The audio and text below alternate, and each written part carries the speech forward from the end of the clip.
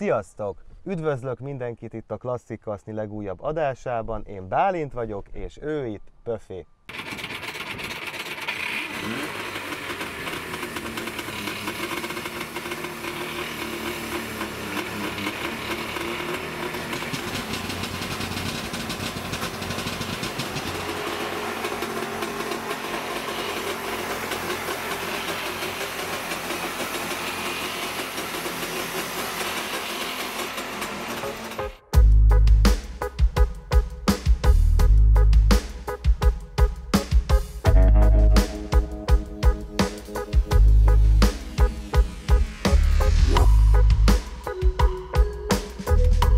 A második világháború lezárását követően Németország kettő részre szakadt. A keleti országrészben, ugyanúgy, mint a nyugat-németországi részben beindult az autógyártás, például a korábbi BMW gyárban EMW, azaz Eisenacher Motorenwerke néven kezdtek ismét személyautókat gyártani.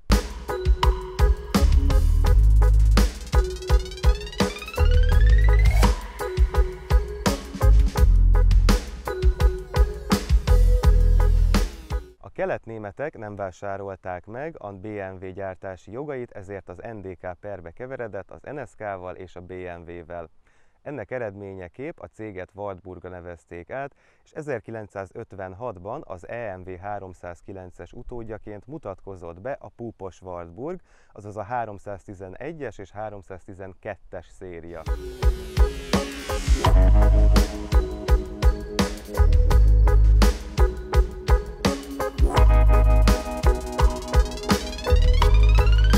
Az újonnan megalakult Wartburg gyár első autója a 311-es púpos Wartburg volt, amit 1956-tól egészen 1965-ig gyártottak. 65-től 67-ig gyártották a 312-es szériát, ilyen például Pöfi is. A 312-esek végül is átmenetet képeznek 311-esek és a későbbi kocka Wartburgok között. Mivel ezeket a Wartburgokat létraalvázas megoldással gyártották, ezért a szocializmusban megszokott limuzin és kombi kivitel mellett kupé, kabrió változatok is készültek, illetve 313-as kóddal roadster változatokat is gyártottak. További különlegesség, hogy kombiból is kettő fajta létezett, az egyik a 3-ajtós változat, illetve az 5-ajtós kombi, melynek a csomagtér feletti részét plexivel fedték be.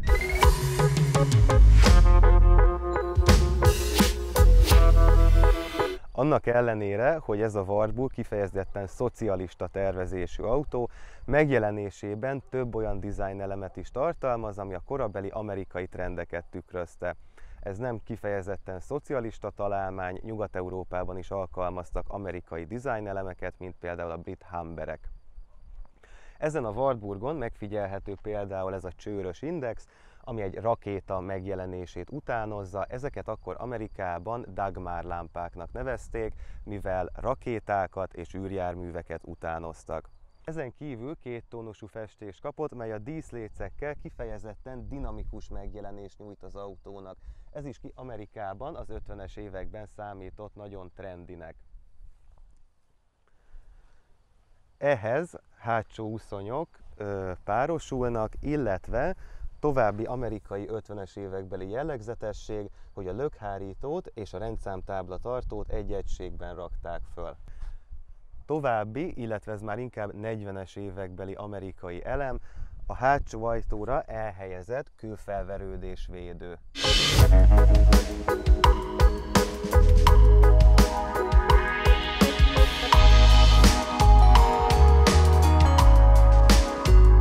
Erőforrás tekintetében akárcsak a későbbi kocka Wartburgok, a 311 és 312-eseket is egy kétütemű, háromhengeres erőforrással látták el.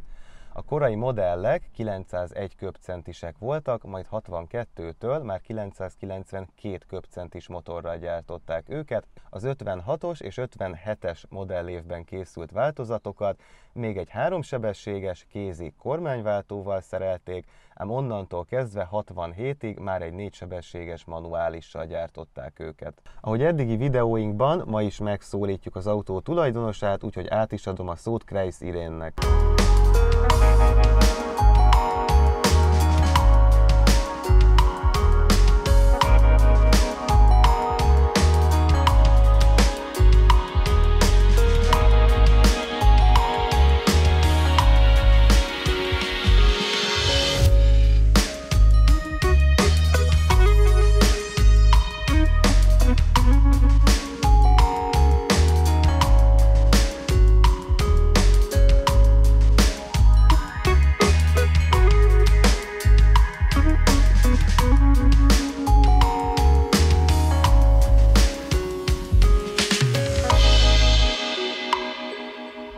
Gyerekkoromban úgy nőttünk föl, hogy volt 2 fiútestvérem és az édesapám, így aztán nagyon egyértelmű volt, hogy az autók tetszenek, illetve foglalkozom velük, köztük nőttem fel benzingőzben. Volt a családban egy ilyen autó, és úgy emlékszem rá, hogy ez egy nagyon szépséges autónak tűnt nekem már gyerekként is.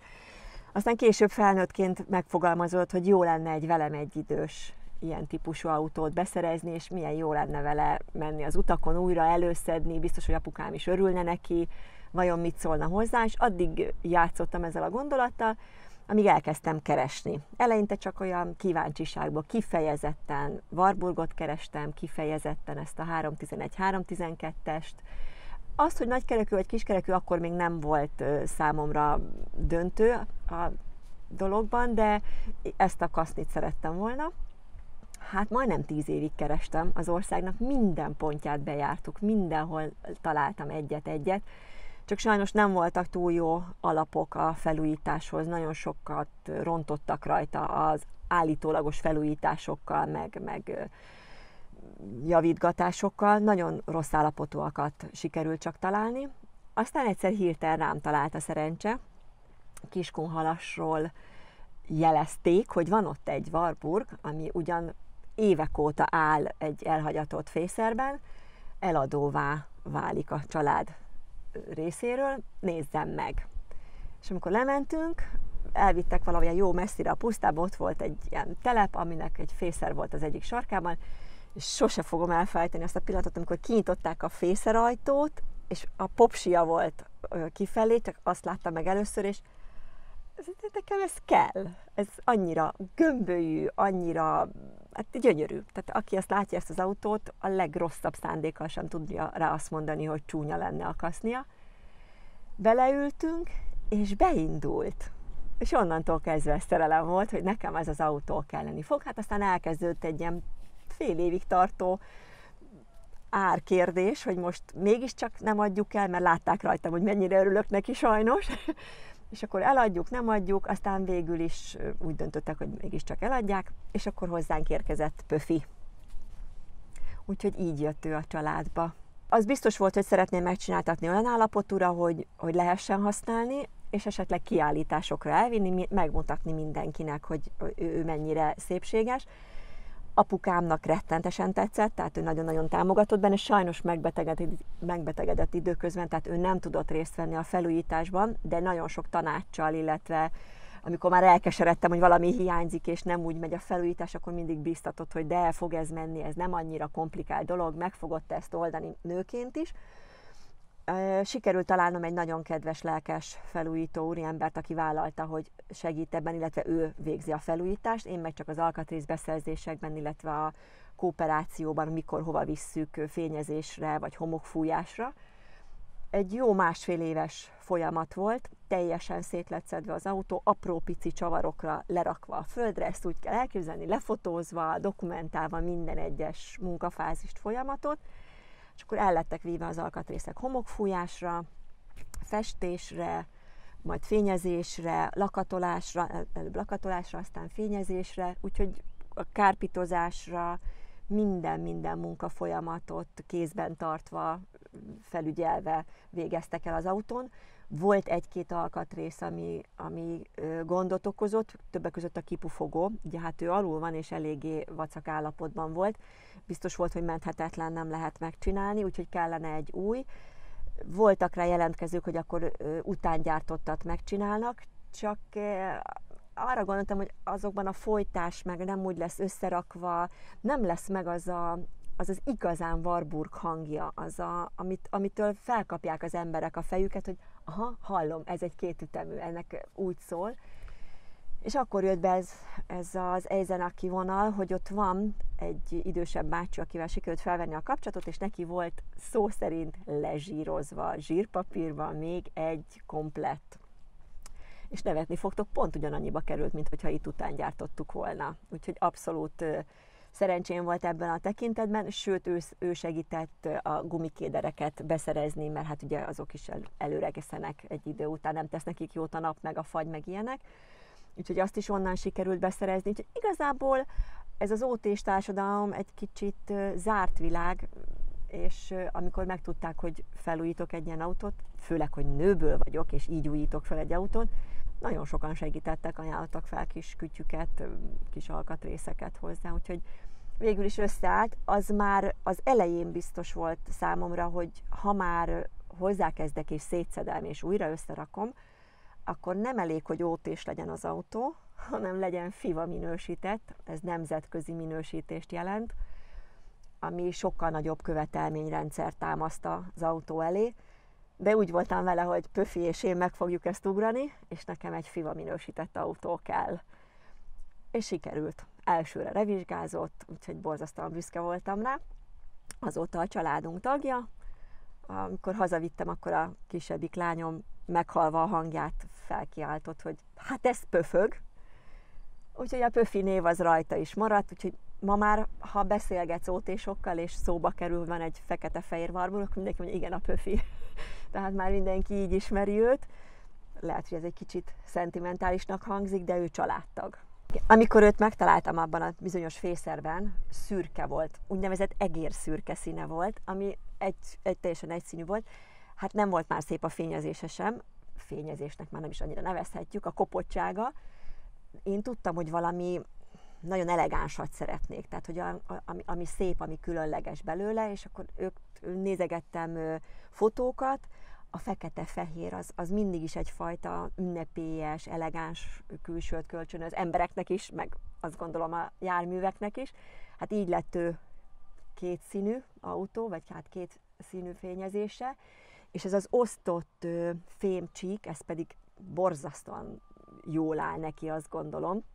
Nem volt nehéz megszerezni, mert ugye neki nem volt, tehát ezt külön kellett beszerezni tőle, vagy neki, de azt is sikerült találni, és akkor azt is felújítani, és akkor így kapta meg ezt a villámfényezését, de kifejezetten slankítja is, azt gondolom, az autót, és egy kicsit úgy nyújtja az oldalát, kicsit áramvonalasabb, sportosabb kinézetű lett, már ha lehet egy ilyet mondani rá. A kárpitok ugye eléggé megviselt állapotban voltak. Nehéz volt találni olyan kárpitost, aki ezekkel a fajta autókárpitokkal foglalkozik, tehát hogy kifejezetten oldtimer, hogy van ilyen szövete, esetleg véletlenül lenne ilyen szövete, meg ez az úgynevezett sky betét, amivel az ajtók vannak burkolva, meg a tetőn ez a filc. Ezek mind annyira jellegzetesek voltak a 60-as évek autógyártására, hogy muszáj volt ilyet beszerezni, és valahol Pesten a 18. kerületben sikerült találni egy akkor már a 80-as évei felé közelítő igazán szakembert, akinek a kisujjában volt minden keleti autónak a belseje. Tehát ő neki azt mondtam, hogy ez egy pupos Warburg, és tudta, hogy milyen a belső zsebe, tudta, hogy hol van, hogy a hátulján van a hamutálnak a kivágása, hogy szürke legyen, tehát hogy valami félelmetesen képben volt a kis idős bácsi, és volt is anyaga. Nagyon meglepő módon, úgyhogy én borzasztóan örültem neki. Ezek után ugye elkerültek hozzá a burkolandó elemek. Jó sokáig tartott, de a jó munkához idő kell, ki kellett szépen várni, de azt gondolom, hogy megérte, gyönyörű lett az autó. Kárpitja igazán illik hozzá, nagyon stílusos, ugyanott vannak a zsebek, ugyanakkorák, ugyanúgy van a varrása, úgyhogy aggódom egy kicsit ezek miatt az idős, igazán szakemberek miatt, hogyha ők már nem lesznek, nincs, aki átvegye tőlük ezeket a feladatokat, ezeket a munkákat, de tovább megyek, a fejükben lévő iszonyatos tudást, azt kicsit féltem, hogy elveszik az emberek számára. Tehát ha már sikerült megmenteni egy ilyet, hogy ez utánozható, akkor már nyert ügyünk van. Meglepő, de ez az apukám szerint csibésznek nevezett. Tehát a 60-as években ők úgy hívták, hogy csibész. Fogalmam sincs, hogy miért, de már más idősebb embertől is hallottam, hogy ez a neve, hogy csibész, ennek a simlédernek vagy árnyékolónak. Ez volt az extra benne, és rajta volt az autón. Tehát milyen meglepő. Nagyon-nagyon ritka, hiszen azért ez plexiből van, és az idő nagyon nem tesz jót neki, a fagy, meg a tél, meg a napocska sem. Ő ugyanebben az állapotában van, hozzá sem mertünk nyúlni, tehát ő talán nem is került felújításra, mert annyira egyben van. Volt, aki rábökött, amikor az úton mentem, hogy ezt megveszi, több 100 000 forintért. Mondtam, hogy hát ez bizony nem eladó, ez a pöfi tartozéka. Egyébként 2 dolog volt benne, ami a mai szemmel gyári extraként emlegethető. Ő volt az egyik, ami szerintem csibész. Maradjunk ennél az elnevezésnél, és akkor apukám előtt is így tisztelegvén. Illetve egy Berlin típusú rádió, ami működött is, illetve működne is, ha még olyan adást lehetne rajta fogni. Úgyhogy bár ezzel kapcsolatban vannak kétségeim, mert azért a menetzaj az nem túl picike benne, úgyhogy nem tudom, hogy az utasok hogyan élvezhették ebben a zenét, maximum csutkára feltekerve, de itt van, működik, csodásan néz ki. Amikor apukám még élt és hozzámentünk el vele, minden utam, amikor levettük tavasszal a bakról az autót, minden utam először hozzávezetett el tisztelgésként, és már az utca végén befordultam, és hallotta a hangját, és már jött lefelé botra támaszkodva, hogy megjött a pöfi és a lányom. De ugyanezt ezt a boldog felismerést látom az arcokon. Nagyon jó érzés, amikor mész vele, akár városban, akár kisebb falvakban, ott egyébként különösebben megnézik, hogy a hangra odafigyelnek, beszélgetnek az emberek, és a hangra odafigyelnek, hogy valami nem az új, nem a megszokott, nem a mostani háttérzaj, valami nem stimmel, és akkor hátra néznek, és ez a boldog felismerés, hogy ilyen volt a körorvosnak, ilyen volt az agronómusnak, tehát a nagy embereknek volt ilyen autója, és akkor erre úgy rácsodálkoznak, és integetnek neki, mosolyognak. Én azt szoktam mondani, hogy ez egyfajta küldetés, hogy végig suhanok vele ilyen falvakon, és mosolycsal az emberek arcára, jókedvűek lesznek tőle, mutogatják, fotózzák, integetnek, és akkor dudálok neki, ami eléggé kis mütyüke hangja van, de ez is rá jellemző, nem szabad elrontani erősebb dudával. Úgyhogy én azt hiszem, hogy örülnek neki az emberek, hogy ilyen állapotban látnak egy ilyen autót. Egy kis időutazás. Az oldtimeres világban azért mi szeretjük megmutogatni az autóinkat. Tehát, hogyha van egy ilyen csoda a birtokunkban, azt hiszük, hogy ez másnak is tetszeni fog, és meg szeretnénk mutatni. Vannak úgynevezett kiállítások, ahova csak úgy elmész az autóval, megmutatják, hogy hova kell beállnod, ott szépen megnézik az emberek, körbejárják, megcsodálják, lefotózzák. Ezek az autók szerintem attól élnek, hogyha mennek. Tudnak menni, igenis szeretnek közlekedni, igenis arra találták ki őket, hogy falják a kilométereket, menjenek az aszfalton. A lányom azt szokta mondani rá, a kisebbik lányom, hogy hasítunk vele, amikor megyünk. Ez azt jelenti, hogy 160-ig van órázva, de 100-110 simán megy a mai napig is ezzel a felújított motorral. És van egy verseny, amit Eger és környékén szoktak megrendezni minden évben. Első alkalommal, amikor elkészült a pöfi, akkor hatalmas lendülettel úgy döntöttek a lányom, hogy benevezünk erre a versenyre. Se tudtam, hogy ez mi fog ott történni, vagy hogy mint lesz. Igazából ez egy 3 napos túra verseny. A verseny szót azt a maga nemes és lágyabb értelmében kell értelmezni, mert hogy ilyen korú és ilyen típusú autók vesznek rajta részt. Pénteken oda megyünk, és akkor egy úgynevezett gépátvétellel az autót beregisztráljuk, kapunk egy itinert, és másnap 2 perces indításokkal indul a rajt, és akkor a lányom szokott a navigátorom lenni, lapozgatja az itinert, mondja, hogy merre kell haladni, meg kell keresni állomásokat, körülbelül 140-170 km attól függ, hogy tűzik ki a pályát, és különböző pasis feladatokat kell teljesíteni, amik azért az első versenyen komoly nehézségek elé állítottak minket, de megoldottuk. Az első versenyen nyertünk vele egyetlen lány csapatként, ami a mai napig így van egyébként. Megnyertük ezt a versenyt, azóta minden évben elmegyünk, és második, harmadik, első ilyen helyezéseket hozunk el, rettenetesen élvezzük, szerintem a pöfi is. Akkor elkészült az autó, én azt gondoltam, hogy megérdemli a szürke forgalmiban szereplő előző 2 vagy 3 tulajdonos, hogy értesítsem őket arról, hogy ez az autó az én birtokomba került, nem lett az enyészeté, igenis megpróbáljuk őt felújítani, és megpróbálunk neki egy újabb feladatot adni, hogy további 50 évig járja az utakat.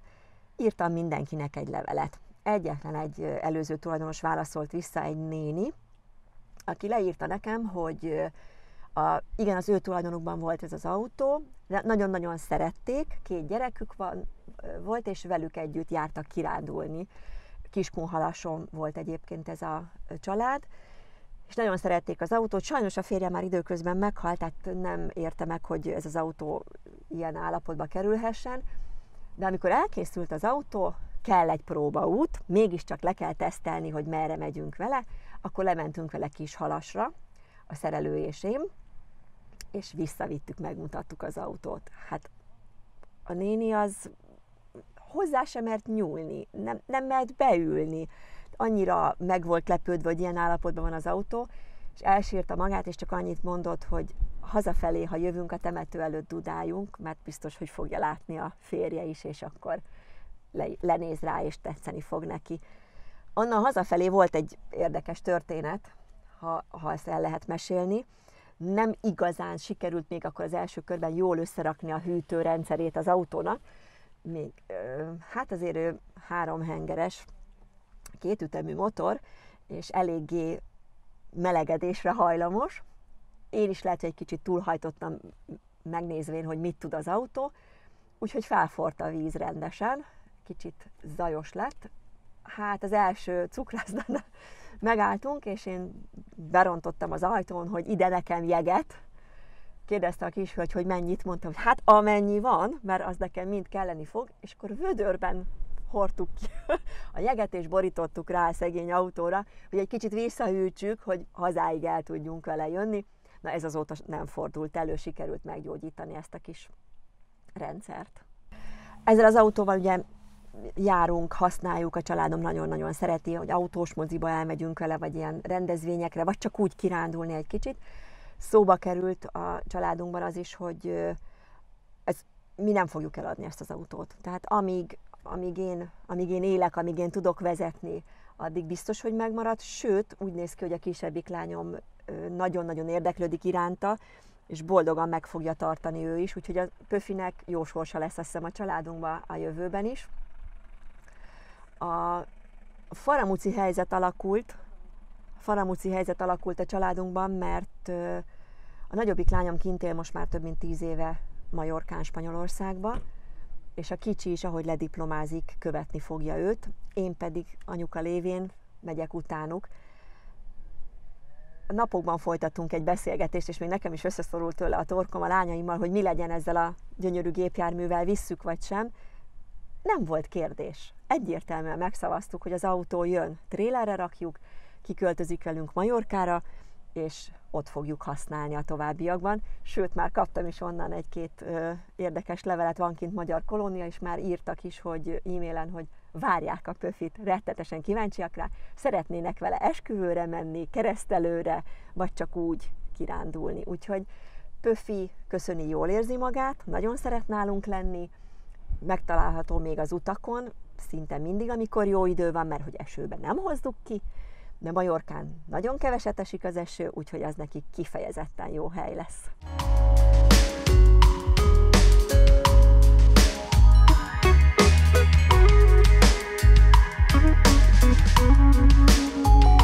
Köszönjük, hogy ma is velünk tartottatok, ha tetszett a videó, iratkozzatok fel, hogy ne maradjatok le legújabb klasszikusainkról sem. Sziasztok!